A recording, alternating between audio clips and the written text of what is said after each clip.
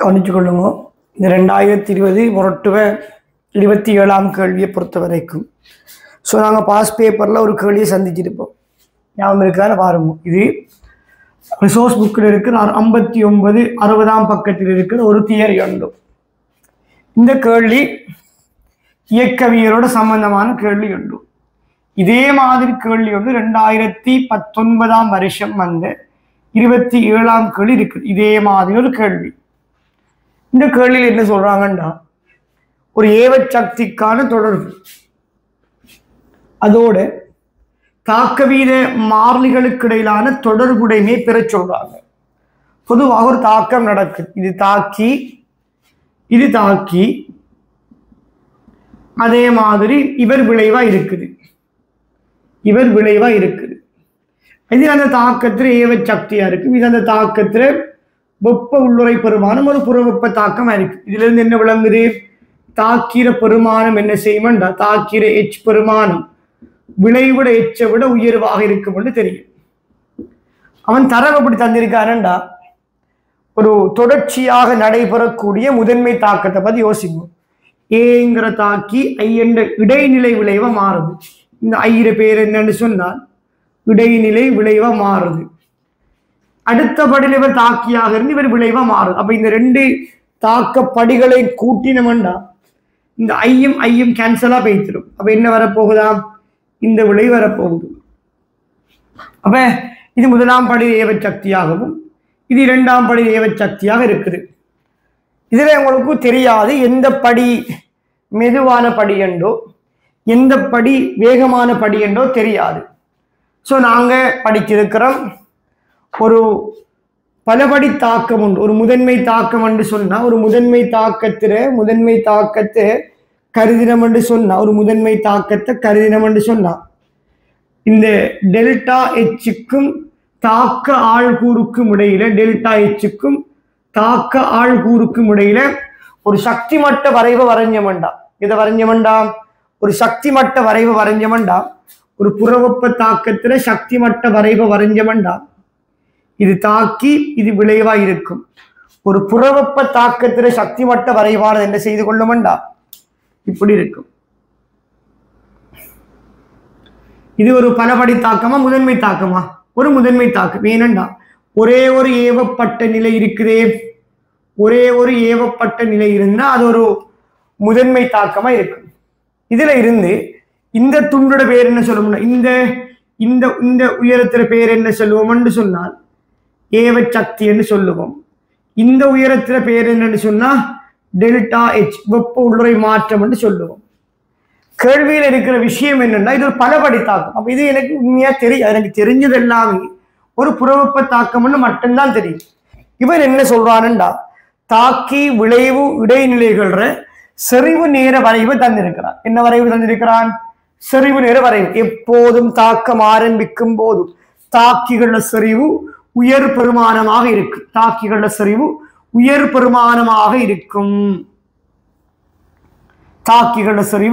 ஒரு உயர் பெருமானமாக இருக்கும். விளைவு ஆரம்பத்துல பூச்சியமா இருந்து என்ன செய்யுமா, விளைவிட பெருமானம் அதிகரிச்ச வண்ணம் இருக்கு. சோ இது தாக்கி ஏயாக இருக்கக்கூட இது விளைவு பீயா இருக்கு. அவன் எப்படி தாரானண்டா, இந்த இடத்துல தோன்றக்கூடிய இடைநிலை விளைபொருளான ஐ என்ன செய்யும்டா, கருதத்தக்க அளவு உயர்வான செறிவாக இருந்து தாக்கம் ஆரம்பிக்கும் போதும் இங்க பாருங்க, தாக்கம் ஆரம்பிக்க கூடையும் ஐயிர இடைநிலை விளைவிட செறிவு பூச்சியமா இருக்குது. தாக்கம் முடிவடைய கோளையும் இடைநிலை விளைபொருள் பூச்சியமா இருக்குது. அப்ப நான் சொல்றேன், இந்த இடைநிலை விளைவு என்ன செய்யும்டா, சடுதியாக இடைநிலை விளை இங்க பாருங்க, இந்த தூரத்தை பாருங்க, இந்த இடைநிலை விளைபொருள்ல செறிவு வேகமாக அதிகரிச்சு மெதுவாக குறையுது. இந்த இடைவெளியை விட இந்த இடைவெளி உயர்வாக இருக்குதுன்னு என்ன, வேகமாக அதிகரிச்சு மெதுவாக குறையுது. அப்ப இடைநிலை விளைவு வேகமாக அதிகரிக்குது, வேகமாக உருவாகுது. ஐர செறிவு துரிதமாக அதிகரிக்குது. இந்த வரைவிலிருந்து பெறக்கூடிய ஒரே முடிவு என்னன்னா, இந்த இடைநிலை விளைவின் செறிவு அதிகரிக்கிறது. அப்ப நான் சொல்லுவேன், இந்த தாக்கத்தை ஒரு முதன்மை தாக்கமாக கருதினமண்டா இந்த முதலாம் படிக்கான தாக்க வீத கோவை என்ன வரும்? R17 K1 into தாக்கி A சார்பான வரிசை உண்டு. இந்த இரண்டாம் படிக்கான தாக்க வீத Kovai R27 K2 into I சார்பான வரிசை உண்டு. இப்ப முடிவுகளை பத்தி எடுப்போம். முடிவுகள் இப்படி ஒரு வரைவு வந்தா கெமிஸ்ட்ரியில சொல்றாங்களா, இந்த தாக்கி இடைநிலை விளைவுட செறிவுகளுக்கும் நேரத்துக்குமான வரைவு 3 வரைவு இருக்கு. எத்தனை வரைவு இருக்குது? 3 வரைவு இருக்குது. இந்த முதலாம் வரைவிலிருந்து நாங்க பெறக்கூடிய முடிவு என்ன? இந்த வரைவு எங்களுக்கு சொல்லுது என்னன்னு சொன்னால், முதலாம் படி வேகமான படியா இருக்கு. ஏன் வேகமான படியாக இருக்குது? இந்த முதலாம் படி வேகமான படியா இருக்குது. காரணம் என்னன்னா, இந்த படியில பாருங்க, இந்த இடைநிலை விளைவு கணிசமான அளவு உயர்வாக இருக்குது. கணிசமான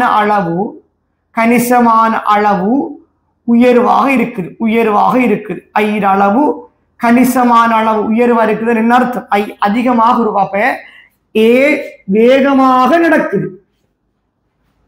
அதுக்கு பிறகு இந்த தாக்கம் இங்க பாருங்க, இந்த அழிவடைதல் என்ன சொல்லுதுன்னா, இது மெதுவாக, இந்த தாக்கம் மெதுவாக அழிவடைகிறது. இந்த தாக்கம் மெதுவாக அழிவடைகிறது என்று சொன்னா, இந்த கிராஃபோட ஷேப், கிராஃப் இன் வடிவத்தில் இருந்து, கிராஃபின் வடிவத்தில் இருந்து என்ன முடிவெடுப்போம்? கிராஃபோட வடிவத்தில் என்ன முடிவெடுப்போம்னா, படி ஒன்று ஸ்பீடு, படி 2 ஸ்லோ. அப்ப படி 1 ஸ்பீடா இருக்குது, படி 2 ஸ்லோவா இருக்குதுண்டா, ஏவச் சக்தி என்ன செய்யும்? முதலாவது ஏவச் சக்தி என்ன செய்து கொள்ளும்டா, இரண்டாவது ஏவச் சக்தியை விட ஸ்பீடா இருந்துச்சுன்னு சொன்னா, முதலாவது ஏவச் சக்தியை விட இரண்டாவது ஏவச் சக்தி கூட. தாக்க வீத மாறிலிகளை பொறுத்த வரைக்கும் வேகமான படிகள்ல தாக்க வீத மாறிலிகள், வேகமான படிகளின் தாக்க வீத மாறிலிகள் மெதுவான படிகளின் தாக்க வீத மாறிலிகளை விட உயர்வாக இருக்கும். இப்ப நான் சொல்றேனே, இந்த கிராஃப் என்னன்னு சொன்னா இயக்கவியல்ல செறிவு நேர வரைவு. இந்த வரைவுக்கான வெப்ப உள்ளுறை தாக்கப்பாதை, வெப்ப உள்ளுறை வரைவு, சக்தி மட்ட வரைவுமே இந்த அறிக்கிற இந்த கிராஃபுக்கான சக்தி மட்ட வரைவு இங்க வாரது கிலோ ஜூல் மோல் -1 வெப்ப உள்ளுறையாக இருக்கு. இன்னும் வாரது தாக்க பாதையாக இருக்கும். இது ஒரு தாக்க பாதையா இருக்கு. இது எம்சிக்கு கேள்வி. நான் பூரணமா விளங்கப்படுத்துறேன். ஏனென்றா ஒரு முறை ஒரு பேப்பர் செய்யக்கூட ஒரு குறைஞ்சது ஒரு 5 மணித்தாலும் ஒரு பேப்பர் செய்வோம். ஒரு பேப்பர் 5 மணித்தாலும் விளங்கப்படுத்துவோம். ஏனென்றா இது இந்த கேள்வி 2019-27 இப்படி வரல கேள்வி. அப்ப இந்த கேள்வி 2019-21 வந்த பாஸ் பேப்பர் கேள்வி. இது ஒரு முரட்டுவ கேள்வி. நான் எதிர்பார்க்கிறது 25ல 26ல இந்த கேள்வி நல்லா விளங்கிடுங்க. 25-26 எக்ஸாம் பேப்பர்ல இதே கேள்வியை தந்து ஒரு சக்தி மட்ட வரைவை கேட்டா, இந்த கேள்வியில தொடர் கேள்வி எனக்கு பிறகு வாரது இருக்கு. இதே கேள்வி வராது, இதுல தொடர் கேள்வி வரும். அப்ப கவனமாக விளங்கிடும். இந்த கேள்வியில இருந்து 25 பேச்சா இருக்கலாம், 26 பேச்சா இருக்கலாம். கவனமா விளங்கிடுங்க. இந்த கேள்வியை நாங்க அணுகிறோம் விளங்கிடுங்க. ஒரு கிராஃப் தான் சொல்லி தந்து, என்ன கிராஃப் இப்படி வந்தால் எப்படி அந்த கிராஃபை வரையுது. அப்ப இந்த கேள்வி ரிசோர்ஸ் புக்கில் 59-60 பக்கத்துல இருக்குது. அப்ப மற்ற கிராஃப் எப்படி வரும், மற்ற 2 கிராஃப் எப்படி வரும் மட்டும் கொஞ்சம் பார்த்து கொள்ளுங்க. அதை உங்களுக்கு ஒரு வேலைதாரன். இன்னும் 2 கிராஃப் இருக்குன்னு சொன்ன மொத்தம் தாக்கி விளைவு இடைநிலைகள் செறிவுல எப்பையும் பிள்ளையால் தாக்கிற செறிவு இப்படித்தான் குறையும். பிக்ஸ்ட் ஒரு நாளும் கூட மாட்டான். விளைவு இப்படித்தான் இருக்கும். ஒரு தாக்கி விளைவு இடைநிலை விளைவு வார ஒரு பலபடி தாக்கத்துல இடைநிலை விளைவுகள் செறிவு மாற்றத்தை வச்சுதான் கிராஃப் மாறுது. எதை வச்சு? இடைநிலை விளைவு செறிவை வச்சுதான் கிராஃபே மாறும். ஒரு நாளும் இந்த தாக்கியோ விளைவிட செறிவோ மாற மாட்டான். தாக்கி போக குறைஞ்சிட்டு போகும் நேரத்தோட விளைவு பூச்சியில் அதிகரிச்சுக்கு போகும். இடைநிலை ஆரம்பத்துல பூச்சியம் இருக்கும், தாக்கம் முடிவுல இடைநிலை விளைவு இருக்க மாட்டாது. தாக்கம் நடக்கிற நேரத்துக்கு இடையில இடைநிலை விளைவுகளை செறிவுகள் தான் மாறுபடும். சில நேரம் உயர் வரைக்கும், சில நேரம் குறை வரைக்கும், சில நேரம் ஆக குறை வரைக்கும். இதைத்தான் நாங்க கணக்குல செய்ய போறோம். இப்ப இதுல சொல்றாங்களாம், முதலாவது வெப்ப உள்ளுறை நேர ஏன் இவரை வரையும் முடிவெடுத்துட்டோம். என்னன்னு சொன்னா, முடிவெடுத்துட்டோம் K1 விட K2 பெருசு, இது சரி. K1 விட K2 சின்னது, சரி. அப்ப இந்த விட பிழை. முடிவெடுத்தம் K1 K2, அதாவது ஏவச்சக்தி பெருமானங்களை பற்றின கதைக்கல்ல, தாக்க வீத மாறிலிகளை பத்தி முடிவெடுத்துட்டோம். சோ வெப்ப உள்ளுறை வரைவோம். சோ இதை புறவெப்ப தாக்கம்டா, தாக்கிற வெப்ப உள்ளுறை இன்னாரிச்சு, இது விளைவிட வெப்ப உள்ளுறையா இருக்கு.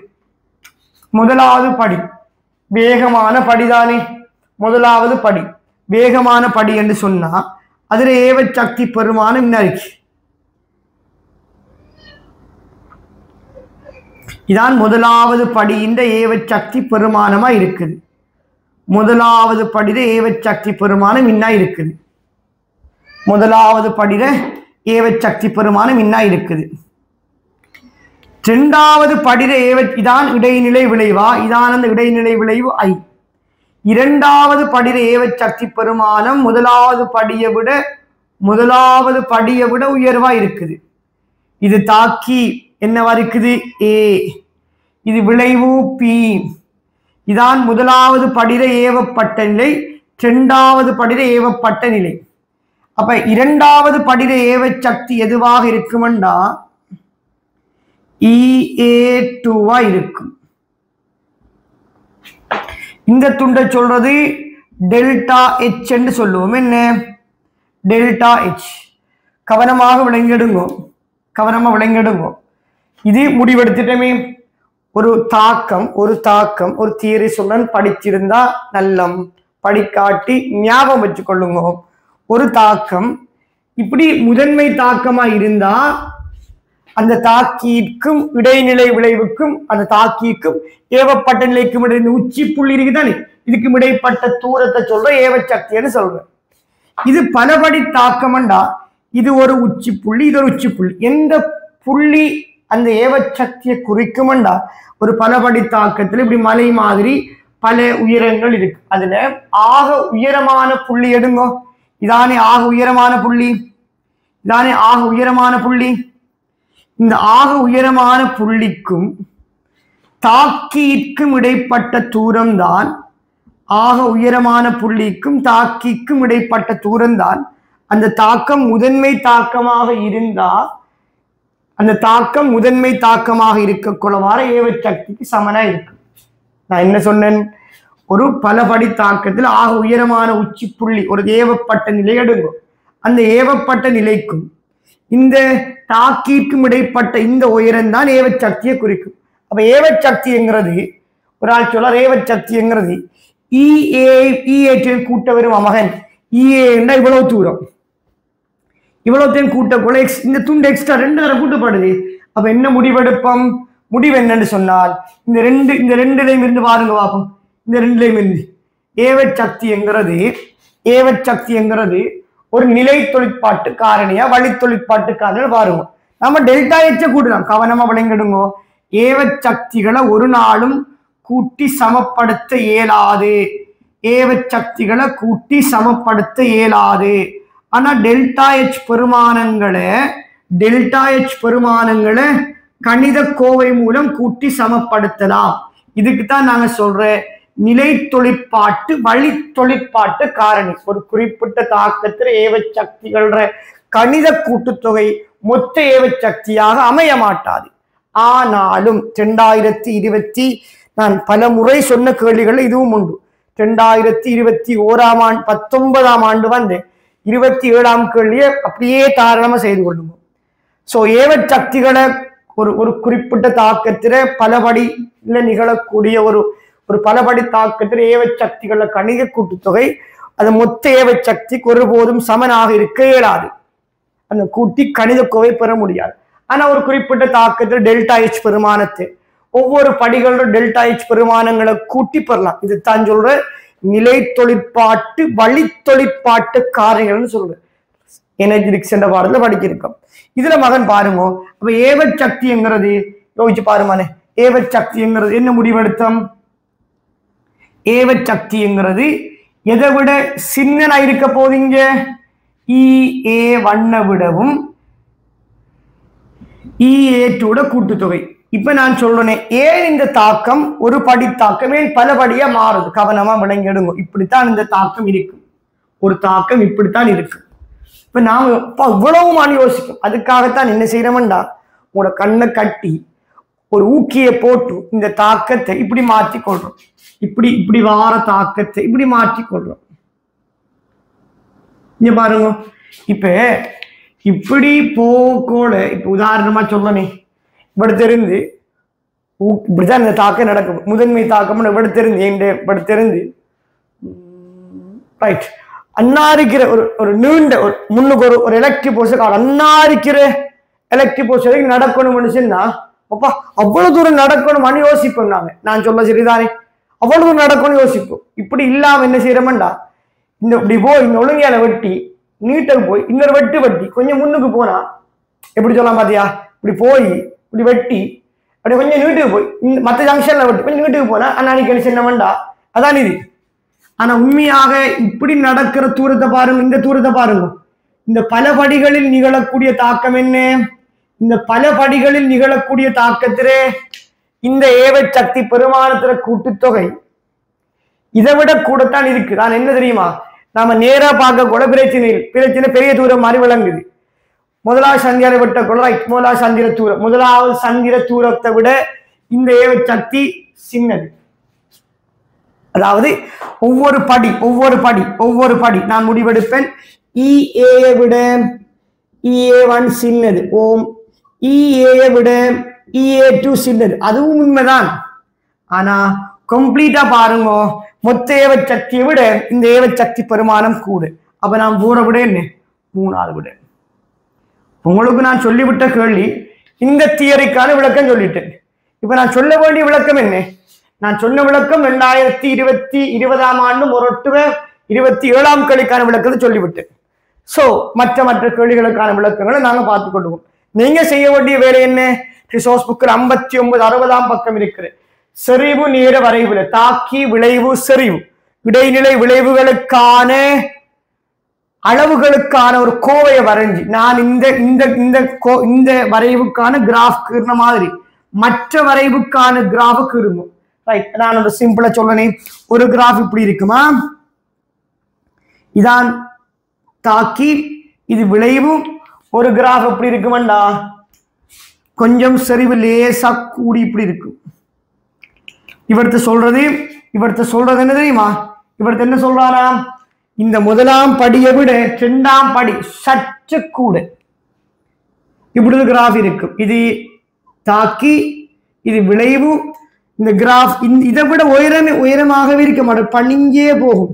இவர்த்த இங்க பாருங்க, ஒட்டின மாதிரி இருக்கும் எக்ஸ் அச்சோடு, இது எழும்பி இருக்கும் y அச்சோடு, இது எக்ஸ் அச்சோட ஒட்டி இருக்கும். இதை சொல்றாங்களாம் முதலாம் படியை விட 2ஆம் படி மிகவும் உயரும். முதலாம் படி மிகவும் ஸ்லோவா நடக்கும், 2ஆம் படி வேகமா நடக்கும். இவருக்கான கிராஃப் எப்படி வரும், இந்த உயரங்கள் எப்படி மாறி மாறி வரும்ங்கிற கிராஃப். அப்ப நாங்க கொஞ்சம் தெளிவா இருந்தா போதும் தானே. ஸோ 2020 மொரட்டுவ 27ஆம் கேள்வி ஃபினிஷ்ட். 3வது விடைக்கு போறோம்.